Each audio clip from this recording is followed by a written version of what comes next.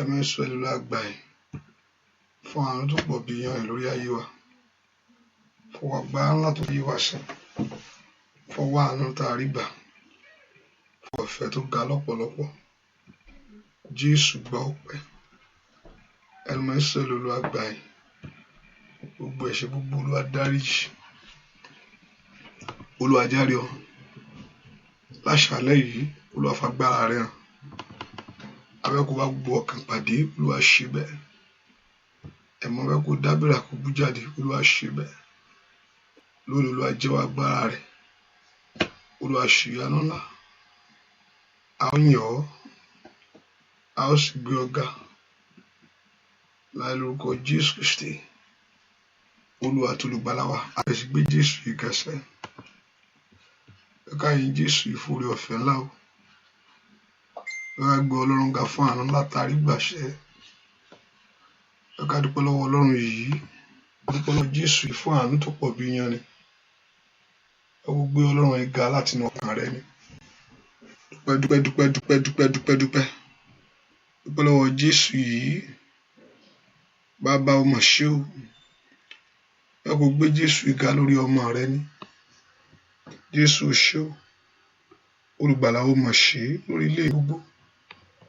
Lórí ayé mi, lórí ayé ọmọ mi. Somebody lift a voice and just thank him. Let's appreciate the Lord right now. Let's appreciate him and give that glory to him and give that honor to him. Láti gbé Ọlọ́run yìí ga.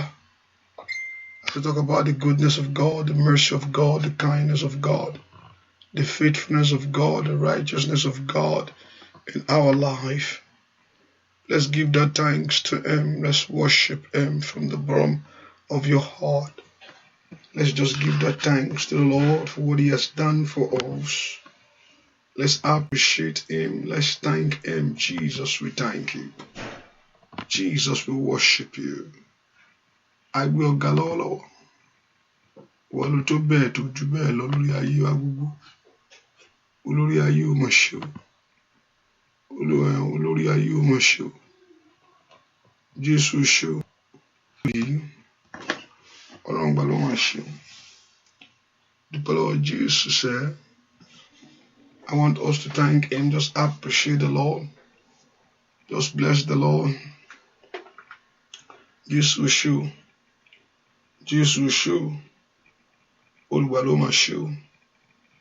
Just lift a voice and thank him. Thank you, Lord Jesus. Dúpẹ́ lọ́wọ́ Jésù sẹ́.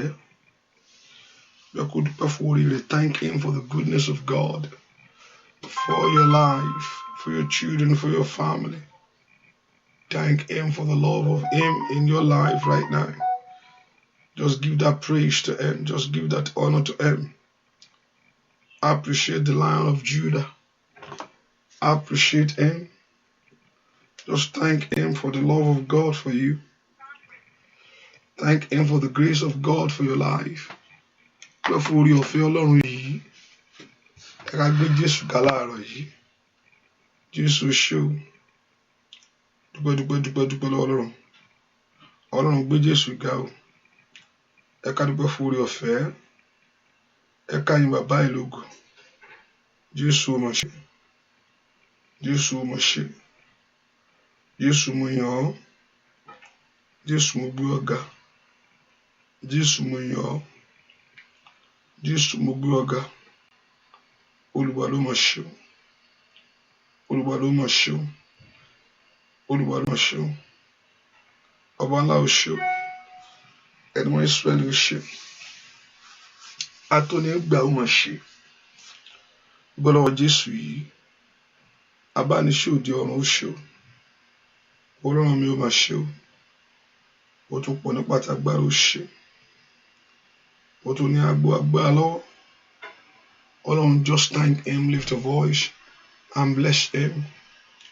As we are thanking him also, be a blessing to one another by calling your friends and family to lift up their voice before God of heaven this morning. Now, thank Jesus for everything. Thank Jesus for your life. Dúpẹ́ fún Jésù fún ayé rẹ ni. Thank Jesus for everything. Ẹ ká dúpẹ́ fún Jésù fún ayé wa gbogbo. Thank him for everything. Dúpẹ́ fún ayé. Dúpẹ́ lọ́wọ́ Jésù fún ayé rẹ ni. Olùgbàlà mi ò mọ̀ ṣó. Olùgbàlà ò mọ̀ ṣó. Olùgbàlà ò mọ̀ ṣó. Olùgbàlà ò mọ̀ ṣó. Thank you, Father. Olúwa ṣó. Ẹni bá mọ̀ Jésù kó bá mi gbéga. Ẹni bá mọ̀ Jésù kó bá mi gbéga. Òkìgbà tí ń gbọ́ra ṣá mojúbà rẹ̀ o. Ayọ̀tayọ̀ lèmi owó lẹ̀ fún ọ o. Ọba tí kò jẹ́ kíbi ayé gbé mi lọ. Bẹ́ẹ̀ kò dúpẹ́ lọ́wọ́ Ọlọ́run. Ẹni bá mọ̀ọ́rẹ́ Jésù kó bá mi gbéga. Ẹni bá mọ̀ọ́rẹ́ Jésù kó bá mi gbéga. Òkìgbà tí gbọ́ lẹ́sà ojúbà rẹ̀. Ayọ̀tayọ̀ lèmi owó. Ọba tí kò jẹ́ kíbi ayé gbé mi lọ. Ó yá dúpẹ́ lọ́wọ́ Ọlọ́run alààyè. Bàbá ẹni bá mọ̀ọ́rẹ́ Jésù kó bá mi gbéga. Ẹni bá mọ̀ọ́rẹ́ Jésù kó bá mi gbéga. Òkìgbà tí gbé lẹ́sà ojúbà rẹ̀. Táyọ̀táyọ̀ lèmi owó lẹ̀ fún ọ bàbá. Ọba tí kò jẹ́ kíbi ayé gbé mi lọ. Ọwọ́ rẹ̀ dà.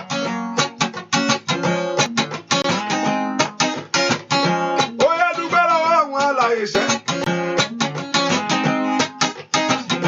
Ọba tó jànú ayé rẹ ni mò ń wí o. Abánijó òde ọ̀run bàbá mi. Abánijó alágbára ògíga. Ọba ẹni bá mọ̀ọ́rẹ́ Jésù kó bá mi gbéga. Ẹni bá mọ̀ọ́rẹ́ Jésù kó bá mi gbéga. Òkìgbà tí gbé lẹ́sà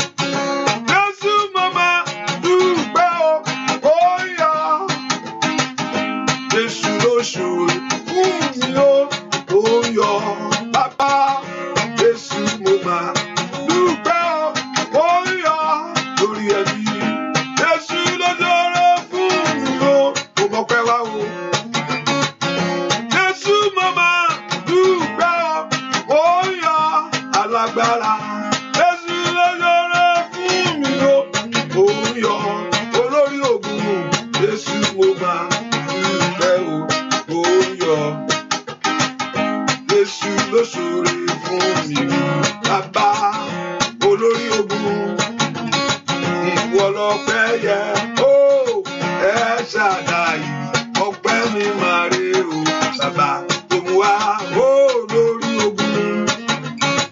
Ìwọ lọpẹ́ yẹ alágbára o, Shaddai, ọpẹ́ mi máa rè o, bàbá mo mú wá sẹ́ ó lórí ogun.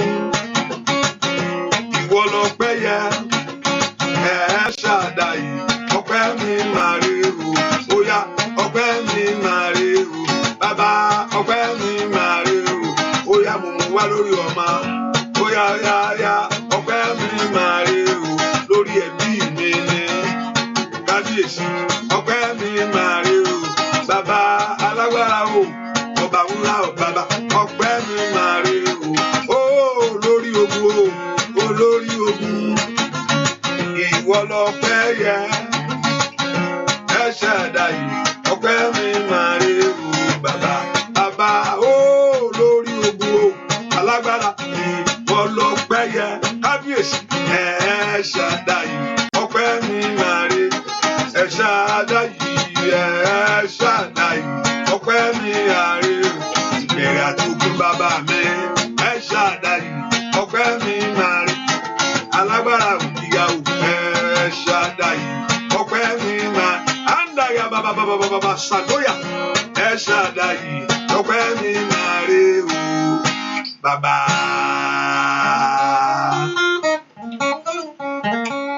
Dúpẹ́ lọ́wọ́ Jésù ọba tó ṣàánú fún ọ, àánú lálárí gbà, oore ọ̀fẹ́ ló pọ̀ ní ayé wa.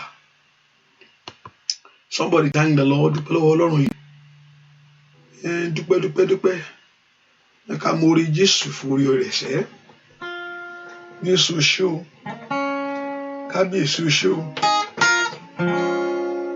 kábíyèsí ṣé Ọlọ́run mi. Ìwọ ni ìmọ́lẹ̀ ayé mi, bàbá mi. Olódùmarè bàbá ńlá. Óyá bàbá. Kábíyèsí. Àsọ̀rọ̀máyẹ̀. Kábíyèsí. Olódùmarè bàbá ńlá. Ó ṣé, ó ṣé, ó ṣé. Kábíyèsí. Kábíyèsí. Kábíyèsí. Kábíyèsí. Àsọ̀rọ̀máyẹ̀ bàbá mi. Ó ṣé. Bàbá o, kábíyèsí, arúgbó ìgbàanì, n ó yìn ọ́ o, bàbá, ó ṣé Jésù, n ó rẹ o, arúgbó ìgbàanì, n ó yìn ọ́ o, bàbá, ìyọpẹ́ rẹ dà. Ìjó ọpẹ́ rẹ dà sẹ́. Alágbára o, bàbá mi ńlá.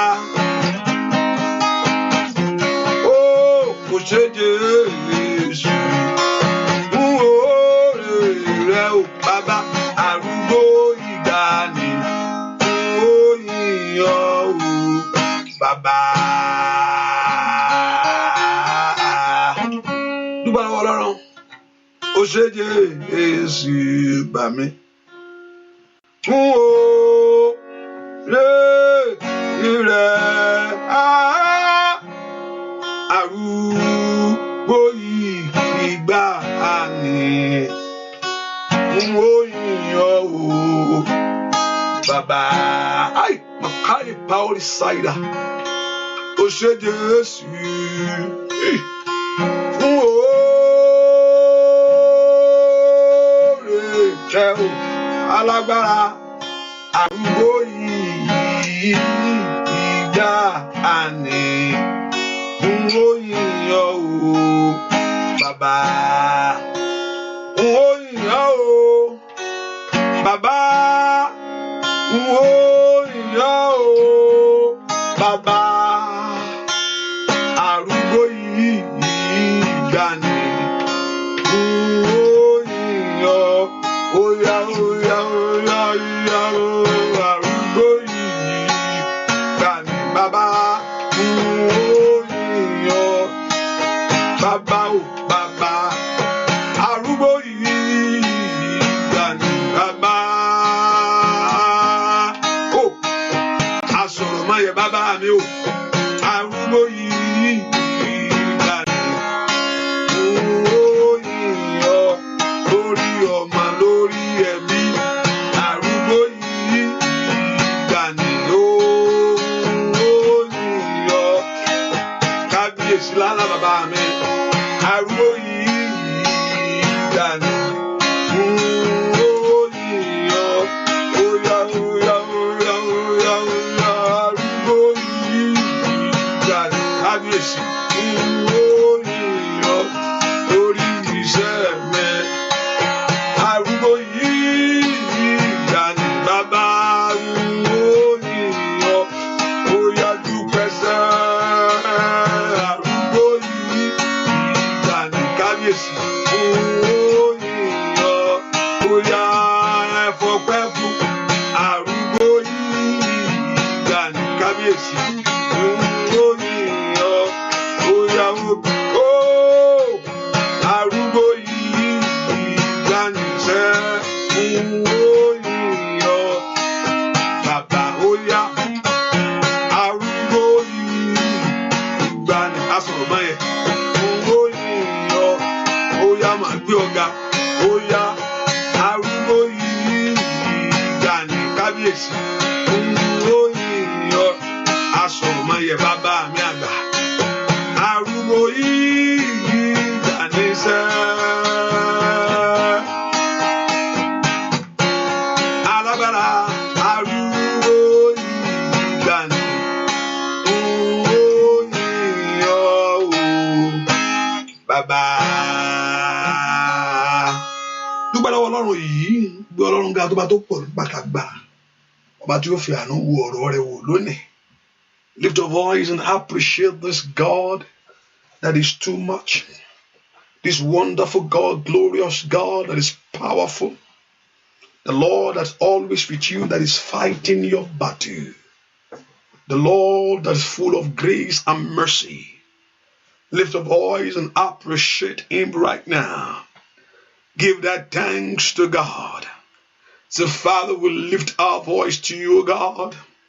Daddy, we thank you, Lord. Jesus, we worship you. Ọlọ́run a gbé ọ̀gá fún orin ńlá. Ìwọ ló lè ṣe yìí. Ìwọ ló ṣe yìí. Ìwọ ló ṣe yìí o. Ayé ayé Ọlọ́run ìyanu. Ìwọ ló ṣe yìí o. Bàbá, òun ló ṣenú ayé rẹ níṣẹ́. Ìwọ ló ṣe yìí sá. Ìwọ ló ṣe yìí o. Ayé ayé Ọlọ́run ìyanu. Ìwọ ló ṣe yìí o. Bàbá, dúpẹ́ lọ́wọ́ ọba tó ṣe léènú ayé rẹ. Lift your voice and appreciate the Lord. Ọba tó ṣe léènú ayé ọmọ rẹ gbogbo. Ó tó bẹ́ẹ̀ ojú bẹ́ẹ̀ lọ ni. Kàbáyà kò sàndélìà. Rìpọ́ọ̀rì káwọ́rì bẹ́ẹ̀ sítírọ̀kítàlìà. Dúpẹ́ lọ́wọ́ Jésù yìí. Dúà lórúkọ Jésù Kristi. Olúwa wa ẹnìkan múra dánú àdúrà yìí. Somebody I want to ọ̀rọ̀ rẹ fẹ́ dàbí Pétérù tó ń pa ẹja tí ò rí nǹkan kan mú. Ó sọ fún Jésù, ó ní we have toiled all night. Ó ní ṣùgbọ́n Jésù wá sọ pé ó ní kó ju àwọn rẹ̀ padà sínú omi. Ó ní we have toiled all night. You have toiled all night. And ẹni tó sì ń bá sọ̀rọ̀, àwọn tó ń bá sọ̀rọ̀ apẹja tó máa ní, they went at the right time. They went at the right time. They have the right instrument. Hallelujah. And they also the expert to it. At times you can pẹja lọ yẹ ká pẹja. Irinṣẹ́ tẹ ẹ kan lò ibi tó yẹ kan wà ló yẹ kan wà láti pẹja. Ṣùgbọ́n wọn rí nǹkan kan mú. He has nothing to show forth. They toil all night, nothing. Wọ́n rí nǹkan kan mú. Olùtí tí ń gbàdúrà láti jọ yìí. Ṣùgbọ́n ohun tí mò ń gbọ́ lọ́wọ́lọ́wọ́ báyìí, àwọn rẹ tó máa jù sómi níwájú Olúwa lónìí, wàá rí nǹkan mú jáde ṣàmì dáadáa. Àmín. Àsọtẹ́lẹ̀ mò ń sọ fún ẹnìkan lọ́wọ́lọ́wọ́ yẹn. Àwọn rẹ yóò rí nǹkan mú jáde. Olúwa sọ pé ó yá ju àwọn náà padà sínú omi. Nítorí ọ̀rọ̀ rẹ, not anything else. Because we have put the best that we know. Àti ṣohun tó yẹ ká ṣe, ṣùgbọ́n kankan ò jáde. Is that what you are saying? Pé wọn náà ti ṣohun tó yẹ kó o ṣe. Líparúsà takàtà lébòkàbà.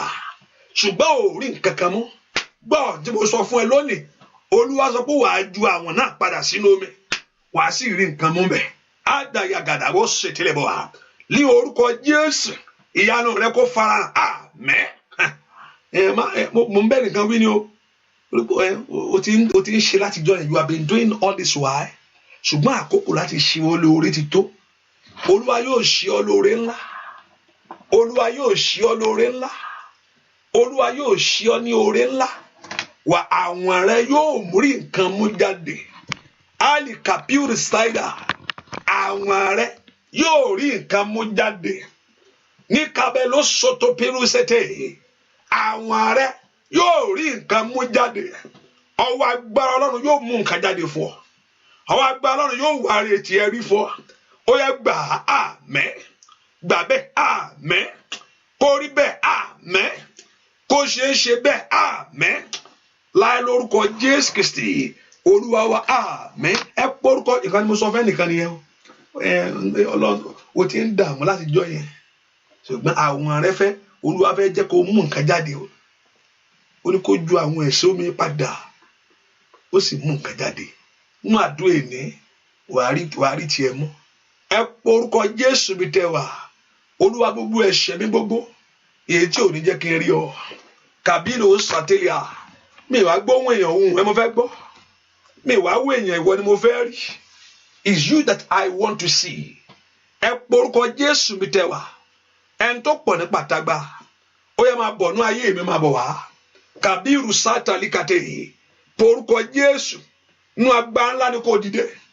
Nú ògo ńlá ni kò fara rẹ̀ hàn. Ó yá ọyọ́ máa ńlá ni kò gbàdúrà. Orúkọ Jésù. Orúkọ Jésù. Olúwa fún agbára hàn lónìí. Ọwọ́ agbára láti ń gbé ogun mi. Ní orúkọ Jésù, manifest your power. Ẹ pọ orúkọ Jésù bí tẹwà. Olúwa dábìrì agbára rẹ lónìí. Gẹ́gẹ́ bí ọ̀rọ̀ rẹ ni. Kàfẹ́rù style kìtàlíà. Ẹ pọ orúkọ Jésù dára. Olúwa dìde nú agbára. Nú agbára ńlá. Olúwa dìde nú agbára ńlá. Olúwa dìde nú agbára ńlá. Àwọn ńlá ni kò gbàdúrà. Pọ orúkọ Jésù dáadáa. Call that Jesus well. Pé Jésù alágbára. Tell him to manifest. Olúwa náà agbára ńlá. Náà ayé mi lónìí. Lè pẹ́rù sátẹ́lìkàbà. Lánàá kò pé Jésù. Olúwa náà agbára ńlá. Ọwọ́ ìṣẹ́gun agbára. Ní orúkọ Jésù. Nà jáde nítorí ọ̀rọ̀ mi. Ọwọ́ àtóríṣe. Ní orúkọ Jésù. Olúwa nà jáde. Màkóbi rusate. Lánàá kò gbàdúrà. Olúwa mo fẹ́ rí ọ. Jésù farahàn. Ó sọ pé àwọn tó bá wọ wá. Oní orí ọ. That is the word of God. Say do that seek me with all their heart. Shall surely find me. Ohun tó ṣèlérí nìyẹn. Gbogbo ẹ̀yin tẹ́ bá wà wọn. Ní orúkọ Jésù. Ó yá. Ó lẹ́rìí o. Olúwa jẹ́rìí ọ. Olúwa jẹ́rìí ọ. Olúwa jẹ́rìí ọ. Olúwa jẹ́rìí ọ. Olúwa jẹ́rìí ọ. Olúwa jẹ́rìí ọ. Olúwa jẹ́rìí ọ. Olúwa jẹ́rìí ọ. Olúwa jẹ́rìí ọ. Bàbá jẹ́rìí ọ. Ó yá gbàdúrà. Olúwa jẹ́rìí ọ. Let me see you, God, in your power. Ìwọ ló fẹ́ rí lónìí. Bí Rúsàtẹ́ríà tí kò sẹ́ńtórí tí ayé ẹ̀ wà bákan náà mọ́. Alikali pẹ́ọ́rì ṣáìlà. Kò sẹ́ńtórí Jésù yìí tí ayé rẹ̀ dó sójú kan. Ẹ porúkọ Jésù. Ẹni tó pọ̀ ní pàtàgbà. Ìwọ ni mo fẹ́ rí o. Nú agbára ńlá. Nú agbára tí ń tú orí ẹni ṣe. Ìwọ ni mo fẹ́ rí o. Nínú ògo àtẹwà rẹ̀. Ìwọ ni mo fẹ́ rí o. Nínú àṣeyọrí. Ẹ porúkọ Jésù. Jẹ́rìí o bàbá. Bí Rúsàtẹ́ríà. Ẹ gbàdúrà. díẹ̀ rí ọ lórí ayé àwọn ọmọ mi ní orúkọ Jésù díẹ̀ rí ọ manifest yourself fi ara rẹ hàn sọra rẹ di mímọ̀ fún mi pìkúta gábà sọra rẹ di mímọ̀ fún mi ó mà sọra rẹ di mímọ̀ ẹ̀ka tẹ yẹ bó kàpẹ́rẹ́ ibi tí wọ́n ti kú báyìí ti gbàgbé ẹ̀ kó ti rùn ó sọra rẹ di mímọ̀ bóun náà jíǹde àti iyè lépe tó líkàbà ó yá màá sí kélébó kàpà ìkàbẹ̀lẹ̀ ó sẹ́tẹ̀lẹ́bó gbọ́ àdúrà lórúkọ Jésù Kristi Olúwa wa. Ọlọ́run yóò fara hàn lórí ayé ẹ Ọlọ́run yóò fara hàn lórí ayé ọmọ rẹ lónìí Ọlọ́run yóò fara rẹ̀ hàn lórí ayé rẹ Ọlọ́run yóò fi ara rẹ̀ hàn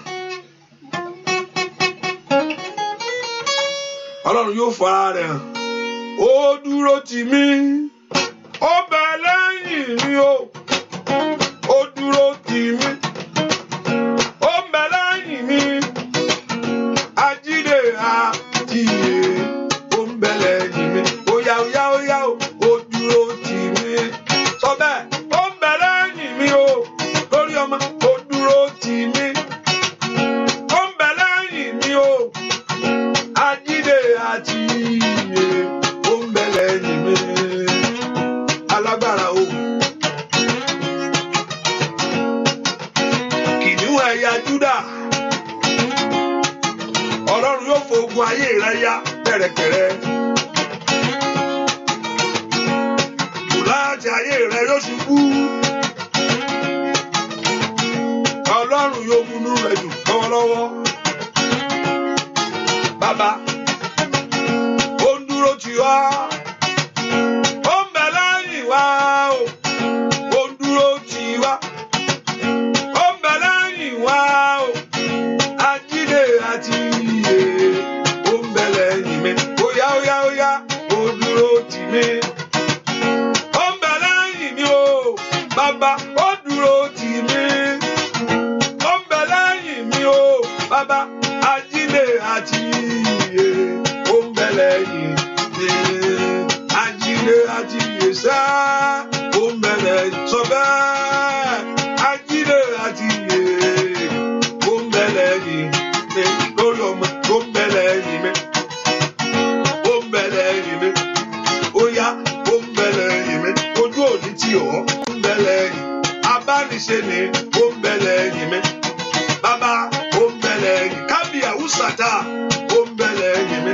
Ọlọ́run mi ó ń bẹ lẹ́yìn mi ajídé àti iyè ó ń bẹ lẹ́yìn mi ajídé àti iyè ó ń bẹ lẹ́yìn bàbá ó ń dúró tì mí ó ń bẹ lẹ́yìn wa ó ń dúró tì wá ó ń bẹ lẹ́yìn wa ajídé àti iyè ó ń bẹ lẹ́yìn mi.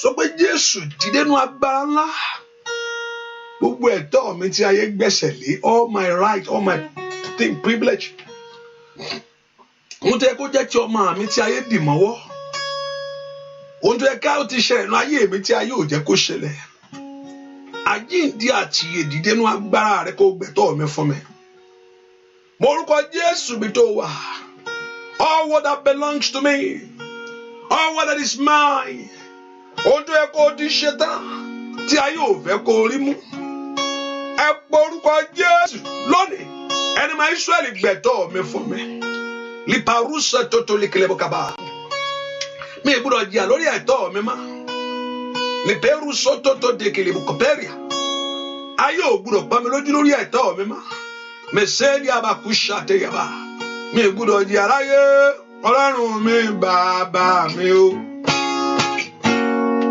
ojú ò gbọ́dọ̀ tì mí Ọlọ́run ìmọ́lẹ̀ ayé ò gbọ́dọ̀ yọ ayé àwọn èèyàn yìí sá ẹ pọ orúkọ Jésù gbẹ̀tọ́ mi fún mi Olúwa gbẹ̀tọ́ mi fún mi gbẹ̀tọ́ mi fún mi Olúwa gbẹ̀tọ́ mi fún mi ọmọ aráyé ń jẹ mí níyà gbẹ̀tọ́ mi fún mi óyá gbẹ̀tọ́ mi fún mi Olúwa gbẹ̀tọ́ mi fún mi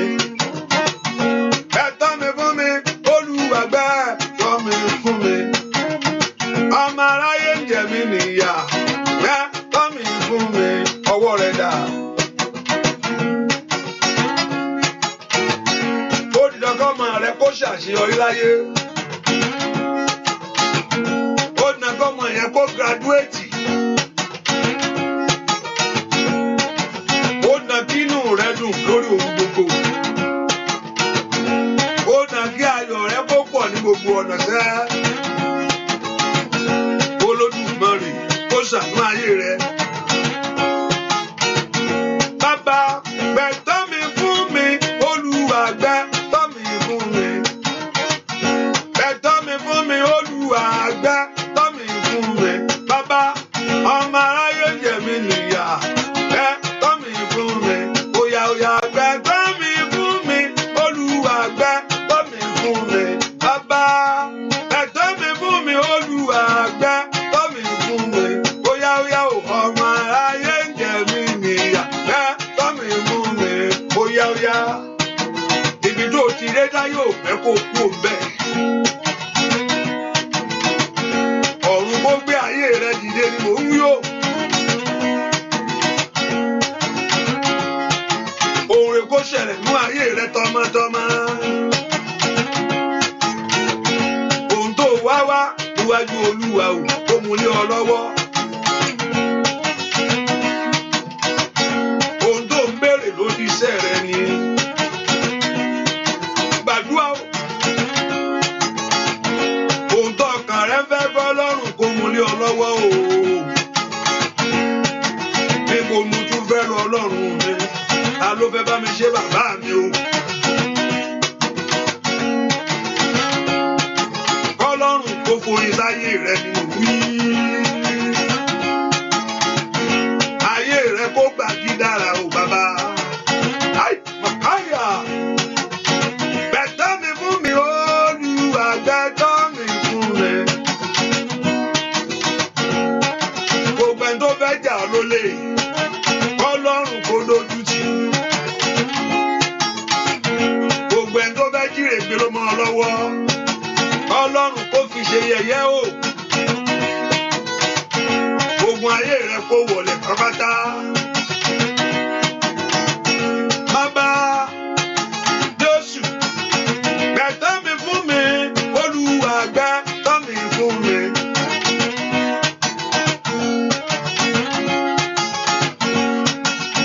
Gbẹ̀tọ́ mi fún mi, Olúwa gbẹ̀tọ́ mi fún mi.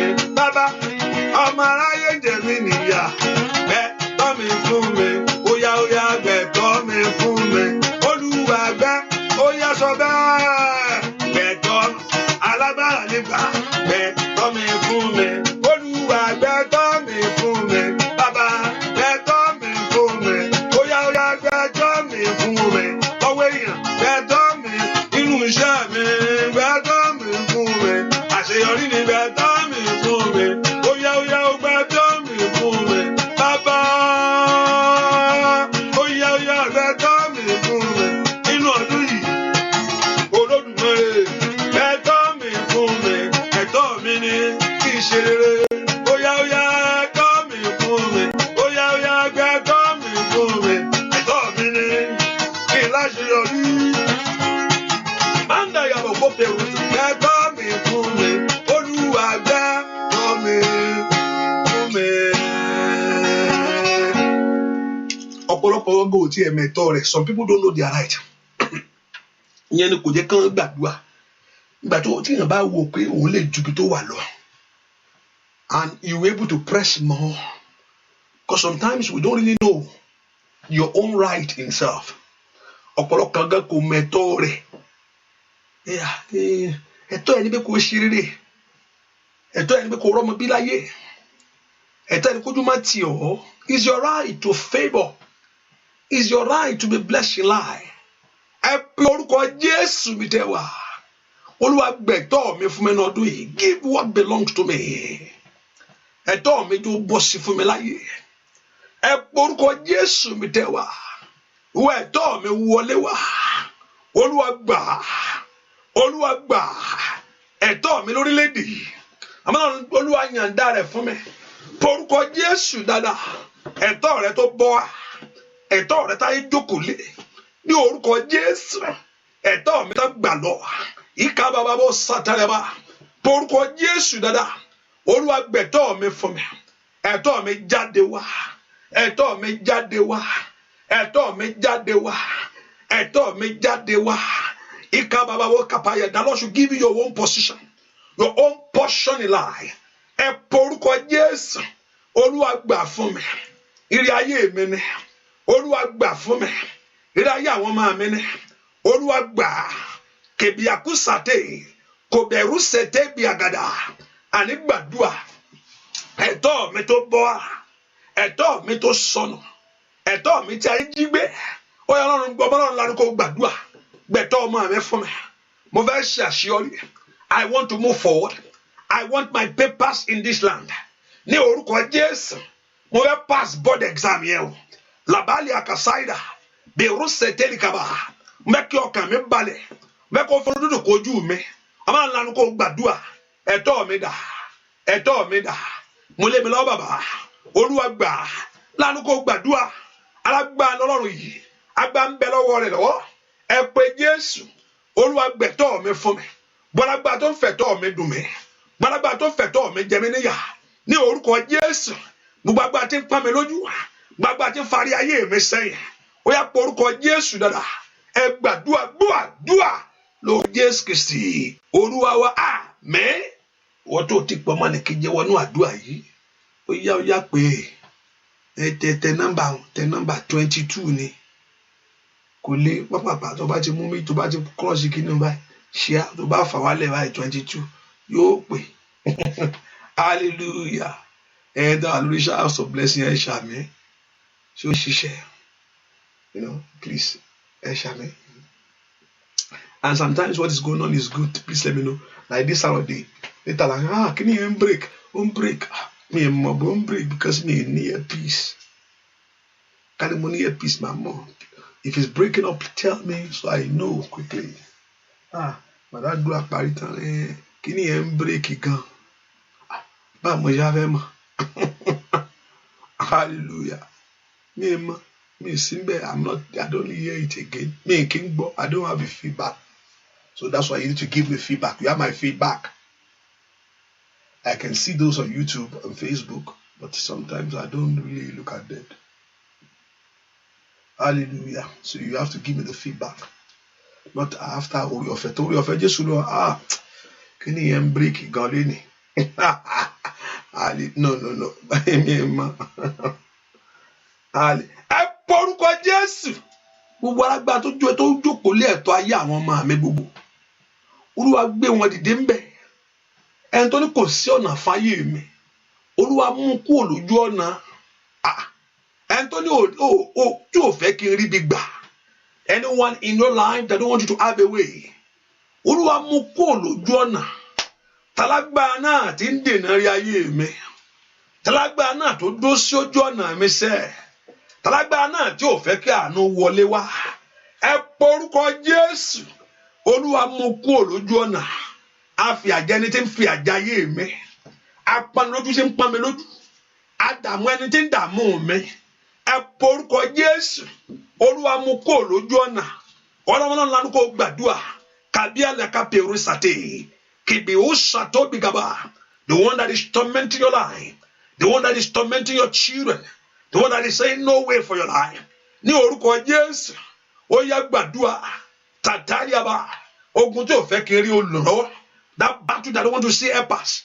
Ikabababukapayaba. Ogun tí ò fẹ́ kí n rí olùrànlọ́wọ́. Ẹ gbàdúrà. Ogun tí ò fẹ́ kí n rí olùrànlọ́wọ́. Ní orúkọ Jésù. Ogun tí ò fẹ́ kí aláàánú wọnú ayé mi. Ẹ gbàdúrà sẹ́. Olúwa ṣẹ́ láṣẹ wọlẹ̀. Ó yá gbé ogun náà mì. Àṣẹ wọlẹ̀ ní kò ṣẹ́. Olúwa ṣẹ́. Lapaliaba aṣọ tòtòlìyà. Porúkọ Jésù. Ó yá. Gbọ́ orúkọ Jésù. Olúwa ṣẹ́ láṣẹ wọlẹ̀. Gbọ́ àdúrà lórúkọ Jésù Kristi. Olúwa wa. Ogun ayé mi rí o bàbá. Ogun ayé mi rí o. Ogun ayé mi rí o bàbá mi. Ogun ayé mi rí o. Ọlọ́run tó bógun wí. Ogun ayé mi rí o. Ó yá o. Ogun ayé mi rí o.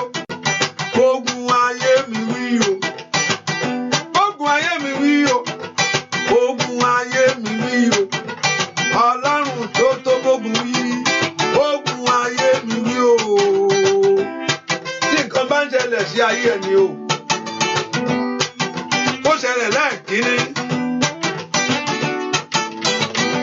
Eré wàá pè é, eré nìkíní yìí o.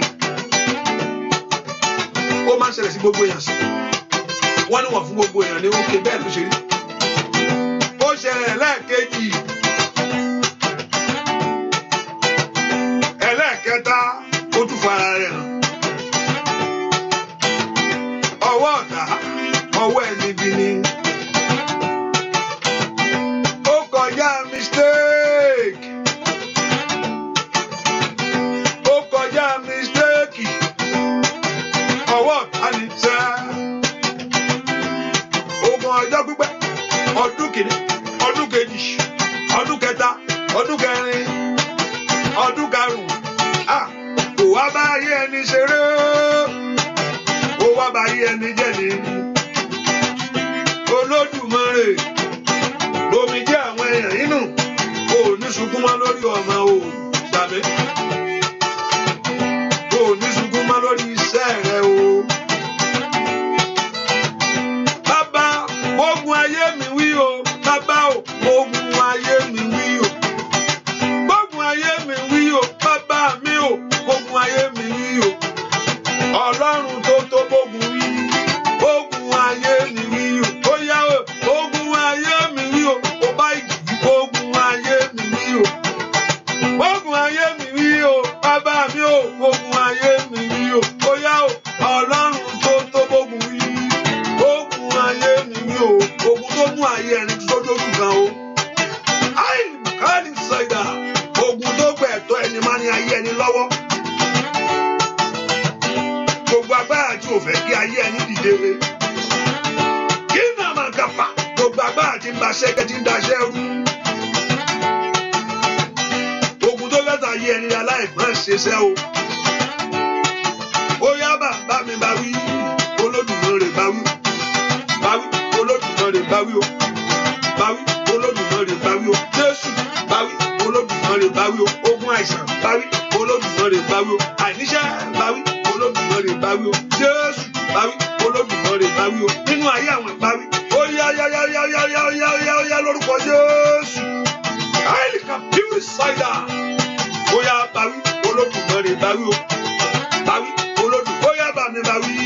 Bá wí. Olódùmarè bá mi bá wí o. Bá wí. Bàbá ogun ayé mi wí o.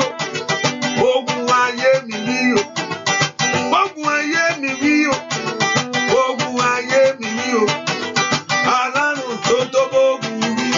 Ogun ayé mi wí o. Bàbá ogun ayé mi wí o.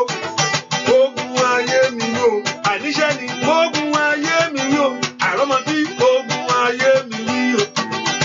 Alárùn tó tó bógun wí. Ogun ayé mi wí o. Bàbá lọ́rùn mi wá ràn mí lọ́wọ́. Lọ́rùn mi wá ràn mí lọ́wọ́. Ìwọ ni ìrànlọ́wọ́ mi o. Ibi ìsádi agbára mi. Bàbá ọlọ́run mi wá ràn mí lọ́wọ́. Bóyá bá mi ṣe léyìí. Màá dúpẹ́ níwájú gbogbo èèyàn sẹ́ẹ̀ jẹ́ mi ni ọ́. Lọ́rùn mi wá ràn mí lọ́wọ́. Màá gbégbá ọpẹ́ ọlọ́run mi. Ṣé kankan? Lọ́rùn mi wá ràn mí lọ́wọ́. Gbogbo ilẹ̀kùn tó ń kọ̀. Ó sì bá ayé rẹ ni mò ń yó. Lọ́rùn mi wá ràn mí lọ́wọ́. Ayé rẹ kó bọ̀ tún. Ó dìde níbi tó wà sẹ́. Ẹ̀lì àkàbà. Ọlọ́run mi wá ràn mí lọ́wọ́. Má fọpẹ́ fún wọn o, tó bá bá mi ṣe. Má jẹ́rìí sí òǹkà ọgbẹ́ rẹ o. Ọlọ́run mi wá ràn mí lọ́wọ́. Nínú eléyìí, ó yára yé mi lọ́wọ́ o. Nínú eléyìí, àmì lọ́wọ́ bàbá. Nínú eléyìí, ayé mi lọ́wọ́ o. Nínú eléyìí, àmì lọ́wọ́ o. Ó yá ẹ̀yà ẹ̀rú ṣe tètè. Màlíkà bayaba. Lòbíọ́rẹ́bà. Yẹ́lẹ́ ẹ̀bẹ̀ sọ́ndọ̀ bẹ́ẹ̀ kàtàyàbà. Ó ràn ayé rẹ lọ́wọ́. Káyé lè mọ̀ pé Ọlọ́run ni. Ọlọ́run mi wá ràn mí lọ́wọ́. Bàbá wá ràn mí lọ́wọ́. Wá ràn mí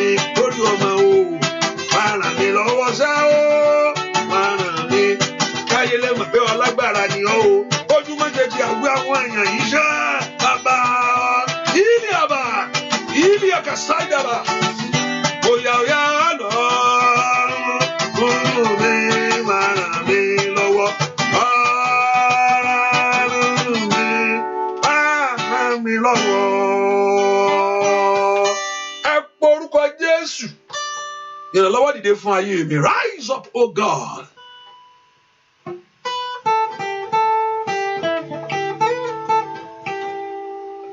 Pé Jésù kó ràn ọ́ lọ́wọ́.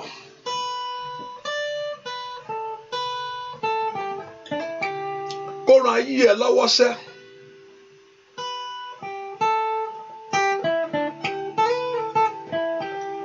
Sọ pé kó ràn ayé ẹ lọ́wọ́ sẹ́.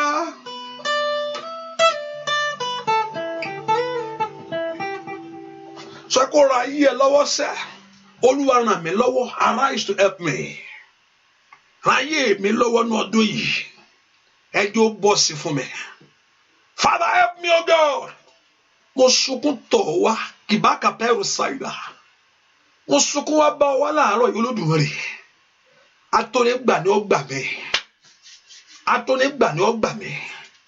Borúkọ Jésù, atónígbà ni gbà mí tọmọtọmọ. Deliver me. Ẹ má jòjó tì mí lórí eléyìí. Mèkéyìí àbàkúsà ìrètí yìí má jò bó mẹ́. Ẹ má jẹ́ ìrètí. Don't let my hope lápàtó tètè be put down. Ẹ ràn mí lọ́wọ́ kẹ́ gbó ńlá lé mi lọ́wọ́. Ẹ ràn mí lọ́wọ́ kẹ́ bá mi ṣe inú ọdún yìí. Ẹ ràn mí lọ́wọ́ kẹ́ fún mi ní àṣeyọrí lórí gbogbo. Kàfírù ṣáìdà kọ́lé àbàkàpẹ́rùs. Ẹ porúkọ Jésù. Olúwa ràn mí lọ́wọ́. Olúwa ràn ayé mi lọ́wọ́. Porúkọ Jésù. Olúwa ràn iṣẹ́ mi lọ́wọ́. Sọ fún Jésù dáadáa. Ìrànlọ́wọ́ tí kì í sá. Ìrànlọ́wọ́ tí kì í kú. Ó yá dé fún ayé mi. Ìrànlọ́wọ́ tí kì í dojú ti ayé ẹni. Ẹ ràn mí lọ́wọ́. Ẹ ràn mí lọ́wọ́. Ẹ ràn mí lọ́wọ́. Ẹ gbẹ̀tọ́ mi fún mi. Ẹ ràn mí lọ́wọ́. Ẹ bá mi ṣílẹ̀kùn ayọ̀ mi. Ẹ ràn mí lọ́wọ́. Ẹ gbé orí mi sókè. Ẹ ràn mí lọ́wọ́. Ẹ gbé ńlá lé mi lọ́wọ́. Máa lanu kó gbàdúrà. Ìrànlọ́wọ́ kó dé fún ayé ẹ lónìí. Olúwa ràn mí lọ́wọ́. Olúwa ràn mí lọ́wọ́. Olúwa ràn mí lọ́wọ́. Ojú ò gbọdọ̀ tì mí. Olúwa ràn mí lọ́wọ́. Ayé ò gbọdọ̀ yọ̀ mí. Olúwa ràn mí lọ́wọ́. Ayé ò gbọdọ̀ ṣe ẹ̀yẹ mi. Ìwọ ọ̀nà là. Ìwọ ọ̀nà là. Gbàdúrà. Ìwọ ọ̀nà là. A way out. Ọ̀nà là fún mi. A way out. Ọ̀nà òndímájọ́ kó má yọ. Ọ̀nà òsìkí ń di mọ́ọ̀rù kó má fògo rẹ̀. Óyá. Olúwa lànà. Ọ̀nà ò gbọdọ̀ dí mọ́ mi. Porúkọ Jésù. Ọ̀nà ò gbọdọ̀ dí mọ́ mi. The Lord should make a way for you. Ọ̀nà ò gbọdọ̀ dí mọ́ mi. Sọ bẹ́ẹ̀ fọlọ́run. Tell the Lord. Ọ̀nà dí òkò gbọdọ̀ dí mọ́ mi. Ọ̀nà ò gbọdọ̀ dí mọ́ mi. A way out. Lànà àbáyọ yìí. Lànà àbáyọ yìí. Agbá ń bẹ lọ́wọ́ rẹ̀. Owó jíjí tẹríkò. Owó tìpìlẹ̀. Ó lànà létí òkun. Lè pẹ̀rú sàtàríàbà. Ó yá. Kàbálì kàpírù sẹ̀líà. Ó yá lànà kó gbàdúrà. Ọ̀nà ò gbọdọ̀ dí mọ́ ayé mi. Ọ̀nà ò gbọdọ̀ dí mọ́ mi. Ní orúkọ Jésù. Lànà bàbá. Lànà bàbá. Lànà bàbá. Lànà bàbá. Lànà bàbá. Lànà. Óyá là. Óyá là. Óyá là. Óyá là. Óyá là. Óyá là. Óyá là. Make that way out. That way out. Olúwa lànà ńlá. Olúwa lànà ńlá. Ọ̀nà tó lágbára Olúwa là. Ọ̀nà tó pọ̀ tá à ń lẹ́nu mọ́. Ọ̀nà tó mú ayọ̀ mi kù. Ẹ sọ fún Jésù. The Lord should make a way out for you. Ọ̀nà àbáyọ mi là lónìí. Nínú àdúrà eléyìí ni. Ẹ bá ń là. Lẹ́ni Monday. Ẹ bá mi là. Ní orúkọ Jésù. Ẹ lànà fún ayé àwọn ọmọ mi. Ní orúkọ Jésù. Ibi tí ìrètí pé fún ayé mi. Olúwa dìde. Ọ̀nà tó àtàlọ́pọ̀ ti di. Lànà.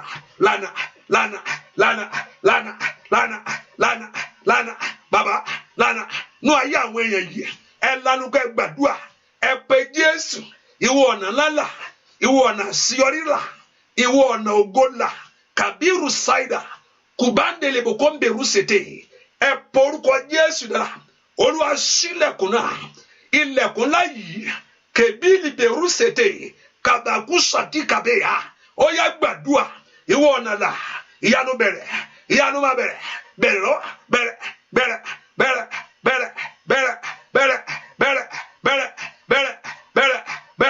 Ó yá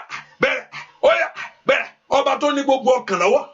That have the heart of man in his hand. Ọba tó ní ìjọba lọ́wọ́. That have the government in his hand. Ọba tó ní ìlú lọ́wọ́. Kebili keperu saida. That owns the earth. Ọba tó lóhun gbogbo lọ́wọ́. Agbára rẹ̀ ń bẹ. Ika tetetelia. Oya. Masida babo kaperu saida. Ẹ gbàdúrà. Olúwa lànà. Dúà. Lórúkọ Jésù Kristi. Olúwa wá.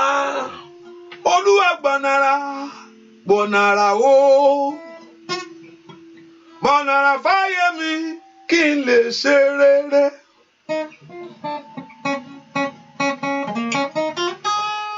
Olúwa gbọ̀nàrà o. Gbọ̀nàrà fáyé mi kí n lè ṣe. Oya Olúwa gbọ̀nàrà. Bàbá gbọ̀nàrà o.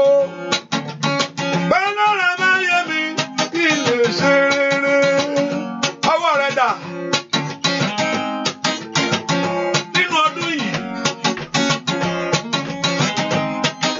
ọ̀nà bọ́lá fàyè rẹ o ni mò ń yí o. Gbogbo ibi tó ti súnkò kiri. Ọlọ́run kó lànà fún ayé rẹ o. Ẹ ṣàmì o.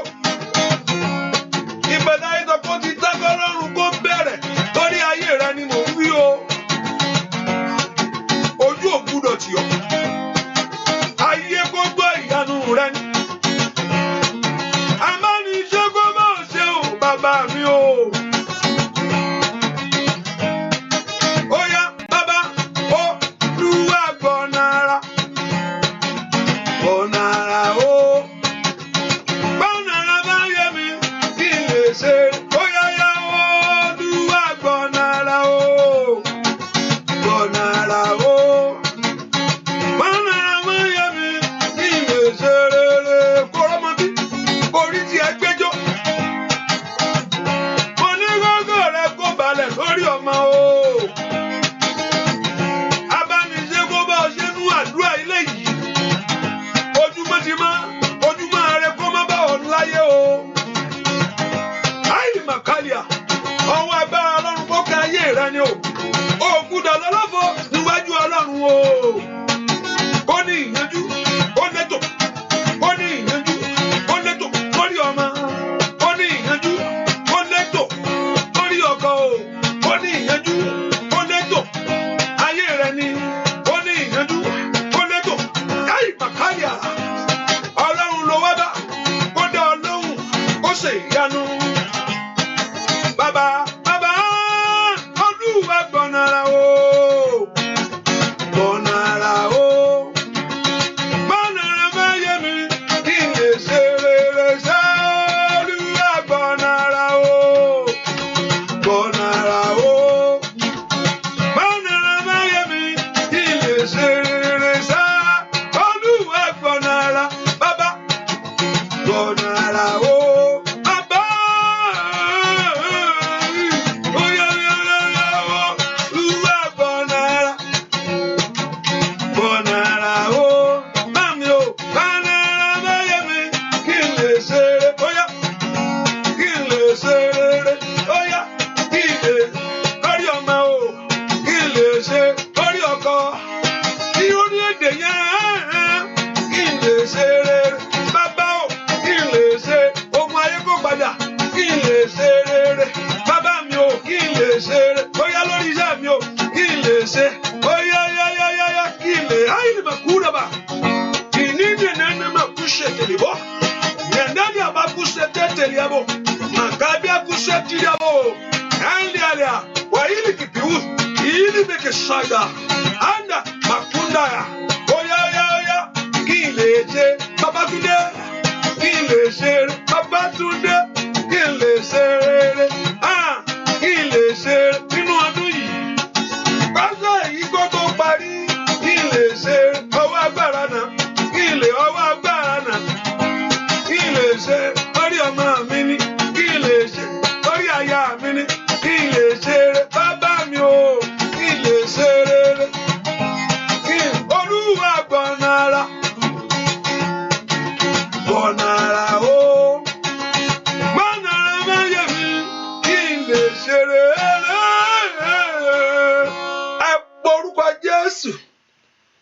Ọlọ́run mo tọ̀ wá fún iṣẹ́ ni. Olúwa fún mi níṣẹ́ láàárọ̀ yìí. Ta ló tún wá fẹ́ lọ bá? Ta ló fẹ́ tó tí Ọlọ́run ò bá fúnyàn níṣẹ́ yẹn? Ta ló tún wá fẹ́ fúnyàn? Tọ́lọ́run ò bá fi ọkọ fún ẹ, ta ló tún fẹ́ fún ọ? Ṣé bó sọ pé ọ̀rọ̀ Ọlọ́run sọ fún mi pé kò sẹ́ni tó rónkóhun gbà bí kò ṣe pé a fi fún ní àti ọ̀run wá. Ẹ̀yin ọ̀run ẹ gbé tèmi fún mi láàárọ̀, iṣẹ́ ni mo wá wà.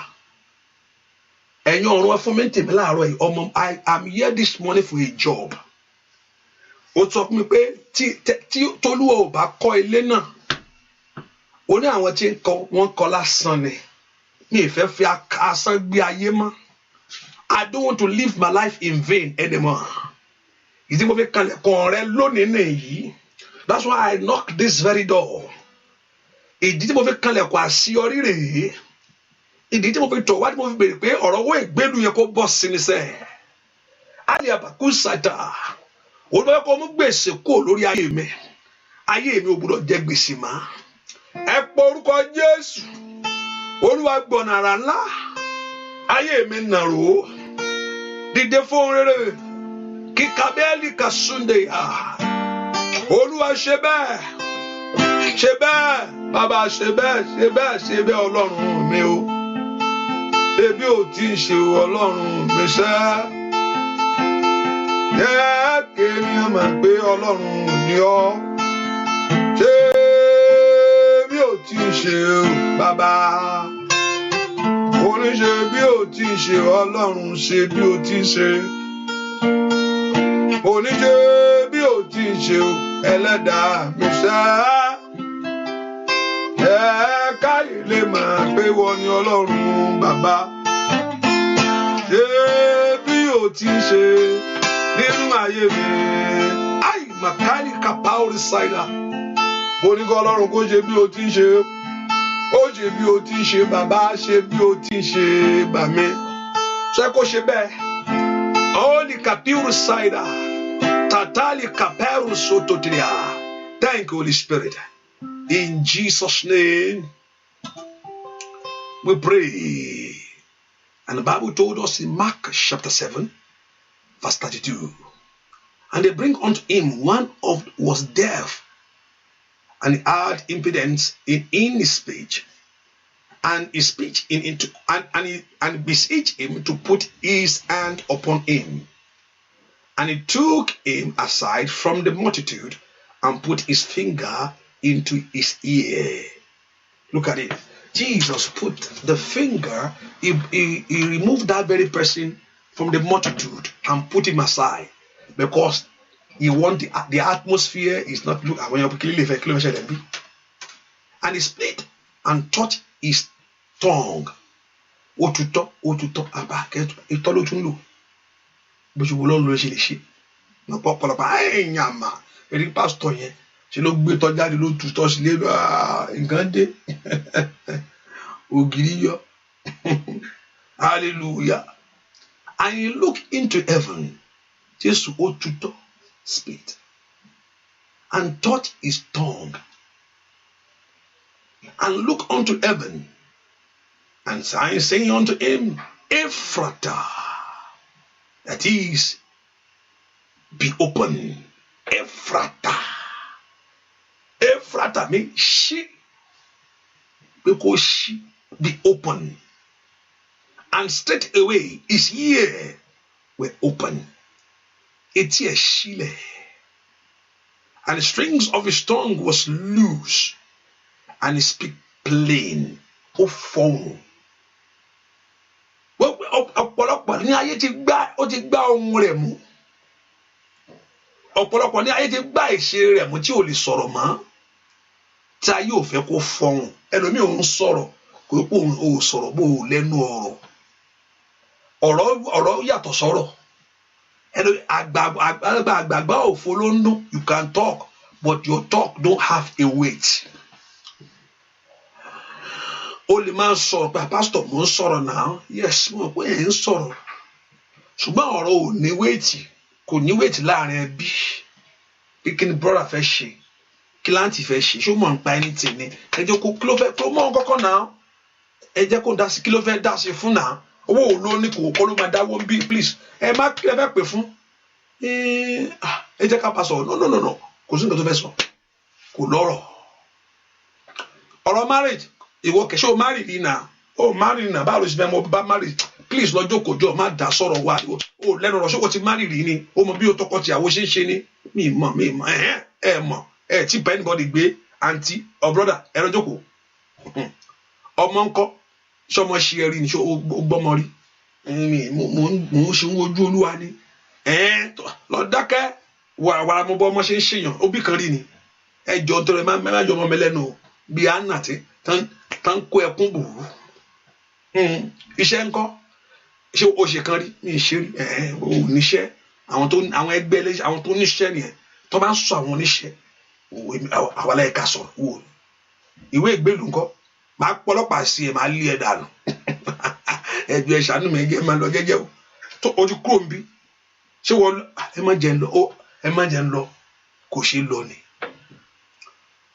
kò ayé ti di ọ̀pọ̀lọpọ̀ ohun ẹlòmíì tí ò jẹ́ fọhùn ṣùgbọ́n lónìí bí olúwa ti ń sọ fún mi bá ti kọ́ gbàdúrà láti bẹ̀rẹ̀ àdúrà yìí pé wàá ju àwọn ẹ sínú omi wàá sì rí nǹkan mú bẹ́ẹ̀ni you have been toiling all night ó sọ pé mo ti ń rìn ó ní ṣùgbọ́n because of your word nítorí ọ̀rọ̀ rẹ̀ máa ju àwọn ẹ̀ síbẹ̀ ó sì mú nǹkan jáde ó ní Ẹ́fúrátà ó ní be open ṣí wọ́n ọmọ etí ẹ̀ ó ní ohun tó dé and it was loose ó já pátápátá ẹ pọ orúkọ Jésù gbogbo lẹ̀kùn ó yá ṣí fún mi láàárọ̀ yìí wọ́n tẹ́lágbára wá gbé tèmi fún mi ojú ògbúdọ̀ tì mí tí ìgbà tó o bá fún mi ta ló tún fẹ́ fún mi yọ̀ sí ẹni tó dẹ́ ẹ lọ́rùn olúwa mo yọ̀ sí ẹ lọ́rùn lónìí ni o libali kapiru saida if you don't do it who else will do it tani mo tún fẹ́ lọ bá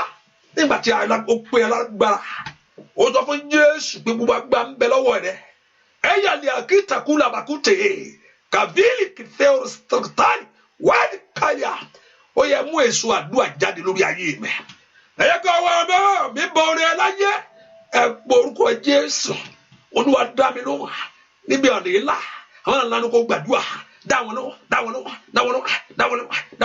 bàbá dáwọn lọ́wọ́ ṣe bẹ́ẹ̀ ohun tó ń wú jáde bó ní ìlọ́pọ̀ kọ́lọ̀ kó gbélé lọ́wọ́ Monday ti bẹ̀ẹ̀ lónìí kàdílì kẹtẹkìbà ó yẹ rí ìyanu gbà ẹ gbọ́ ìròyìn ayọ̀ ẹ rí ìyanu gbà gbogbo tó ti bọ́ wánú ayé yìí ṣe bọ́ agbá ń bẹ lọ́wọ́ Ọlọ́run yìí ọba tó rán áńgẹ́lì rẹ̀ sínú túbú èyí tó ṣí Pétérù lẹ̀ ọba tó rìn kọjá nínú náà tí náà di èsì ó yá alágbá tó rìn inú omi kàbẹ́ẹ̀lì kẹtẹ̀lá tómi dòkè kò dọ́bì kò tàkàbà alágbá ńlá ètò ńlá tó mú ńlá Nebukadnesari yìí kàrà ètò lùlọ kàyà ẹ pọ orúkọ Jésù ìyá náà mò ń fẹ́ lónìí yìí kábàkábà ìwọ tó ńlá etí ẹ tó etí ẹ ti di mẹkẹ́lì àkàtà ètò mo fọhùn ó mo kó bí kò ṣáìdà ètò mo fọhùn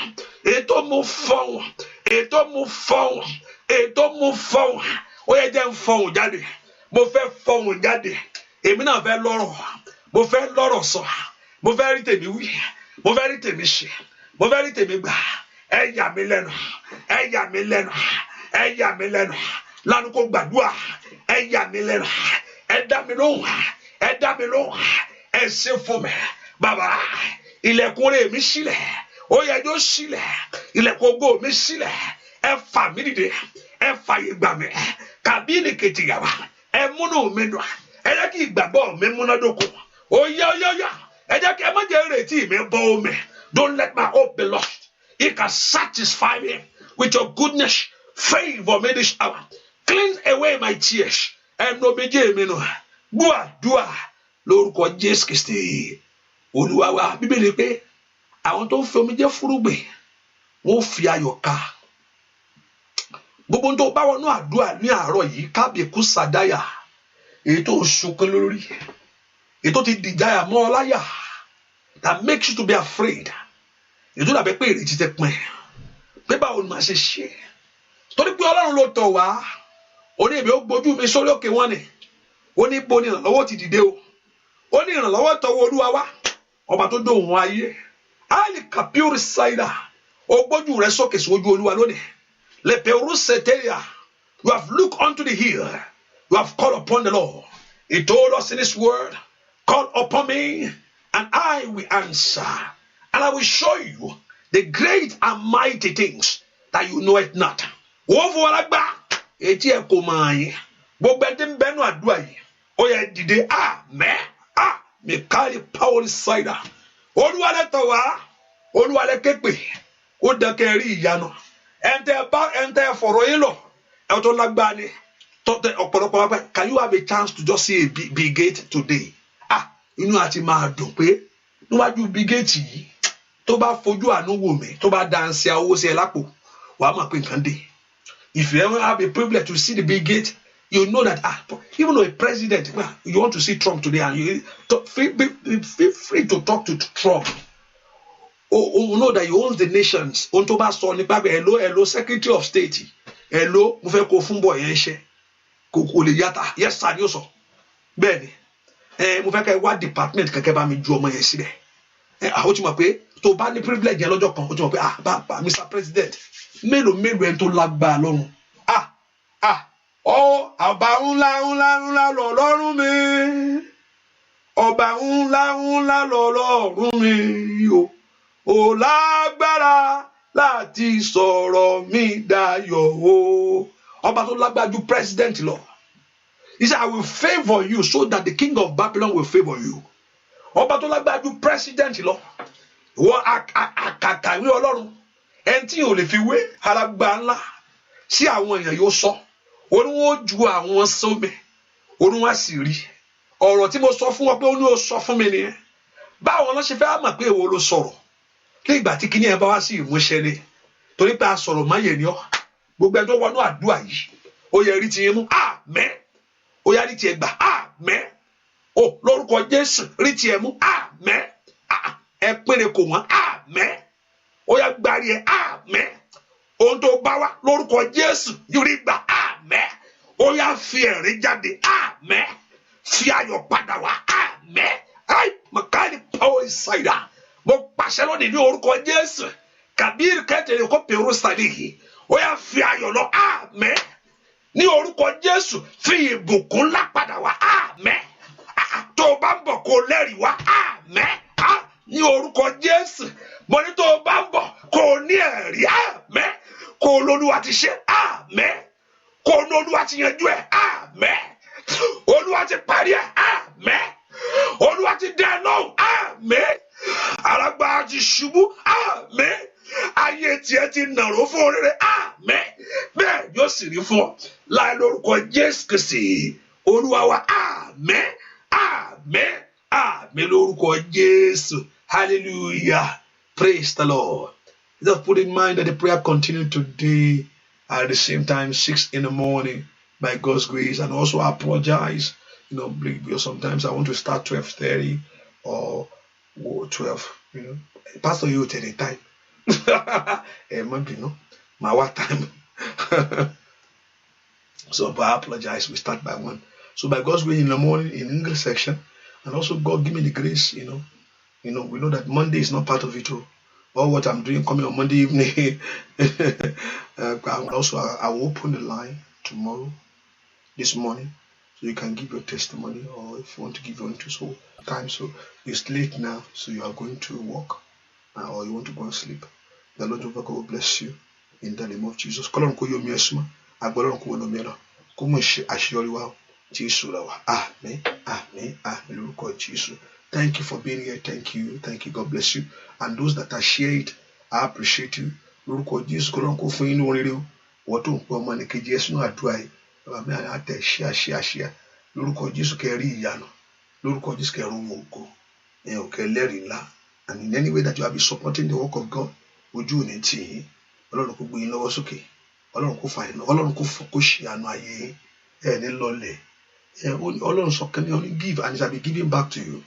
Ọ̀rọ̀ láti dá padà fún ọ kó ṣe mọ́ ọ lára kó lóa kó dá padà fún ọ ọba tí yẹn ń jẹ́ yẹn ń gbèsè òun ló sọ ó ní give and it shall be given back to you ó yẹ gbà padà èṣù ní jí yẹn gbé mọ́ yín lọ́wọ́ receive it in a double portion so shall it be In Jesus' name we pray. Amen. Amen. God bless you. Thank you for coming.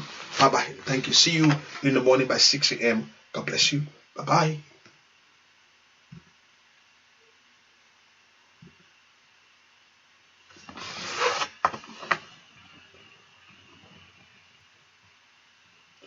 Oh, happy Father's Day.